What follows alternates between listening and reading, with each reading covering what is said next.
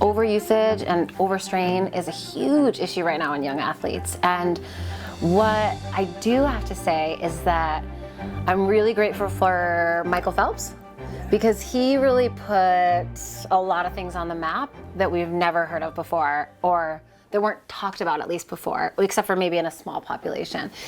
And I think that that raised a lot of awareness to young athletes and what it is to overtrain and what it is to feel that constant nagging that you need to be better, you need to do more, you need to do more, you need to do more. And you know, I'm not an athlete. I mean, I played sports growing up, but I wasn't an athlete per se. And I did that to myself on a mental level. You know, like I would stay up and barely sleep. I would stay up super late at night and wake up really early and study and study and study because I felt like I had to be better. You know, I had to make sure I had all A's. I had to keep going. I had to keep pushing. And I know it's not the same, but I feel like it's the same mental space as someone who's overtraining.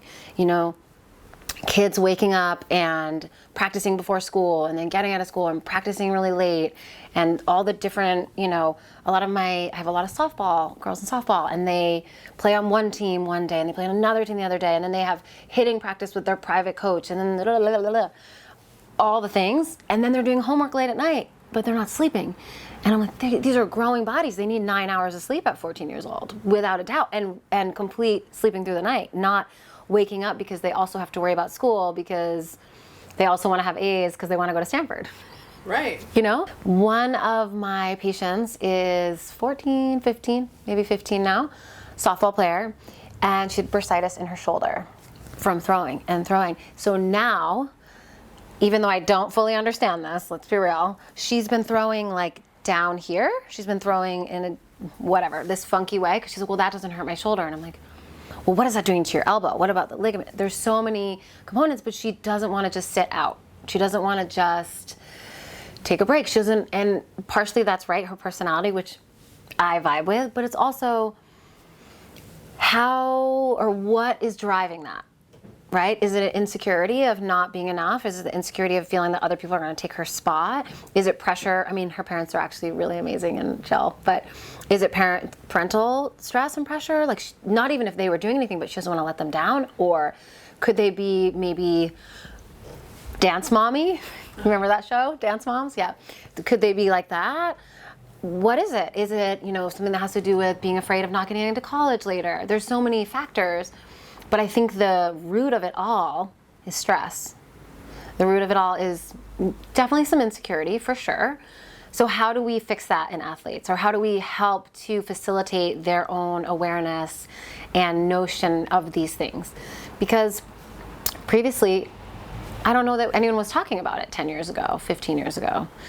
And I feel that that's why what you're doing is so important, because if we can get more kids or teens aware of their feelings, that then they can deal with stress better, especially in high school and college, of course. But high schools, they're still kids, right?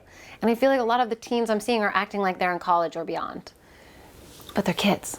What has been cool in the last 3 years is that a lot of parents are realizing this is happening to their kids, this burnout, this fatigue, this over usage of the body as it breaks down, right?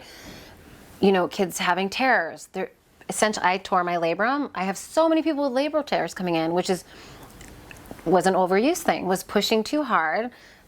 You know this, I got off the airplane, slept 4 hours, went and taught yoga, back to back, didn't feel too much, saw 12 patients, boom. And in that, I have now seen so many kids dance, they're all girls, but girls with labral tears because they just went too hard.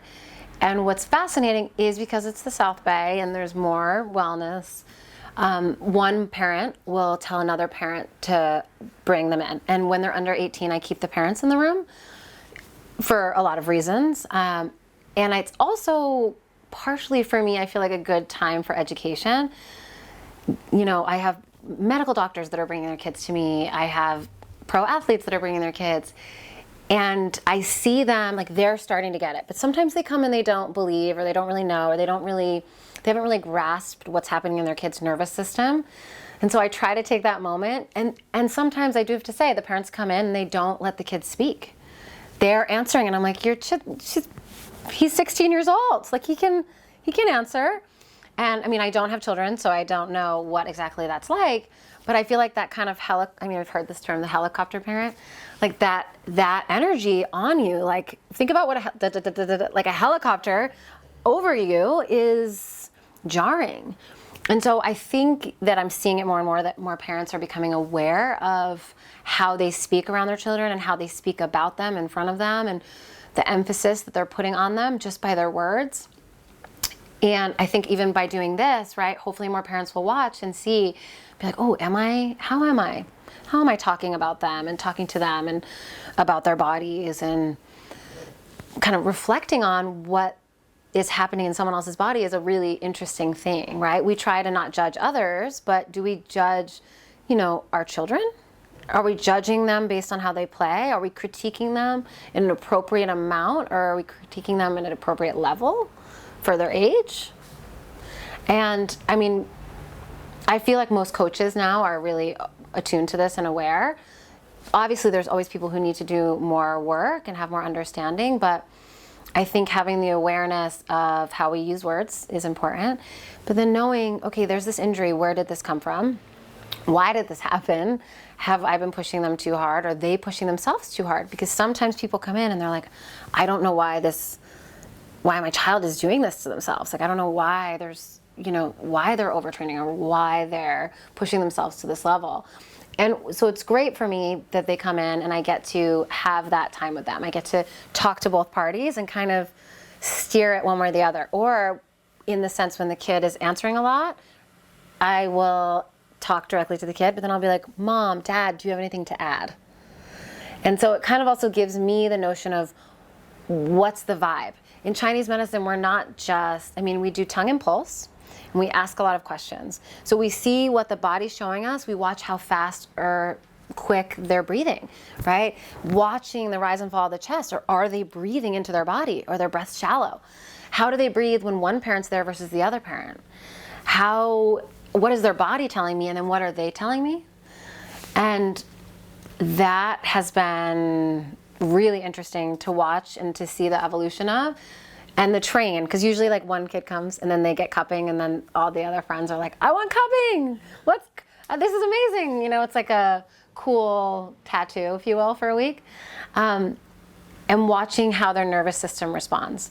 A lot of people leave acupuncture and they're like, whoa, I feel like high. I feel like I'm floating. And I know I've said this to you before, but to me, that is when we get out of our sympathetic nervous system, that fight or flight, that like type A, and we go into parasympathetic. And the reason we feel high and we're floating is because we're not used to being there. We're not used to being there, so it feels so weird to us to actually be where we're supposed to be, and calm and relaxed and just easy breezy, that it feels like we're high.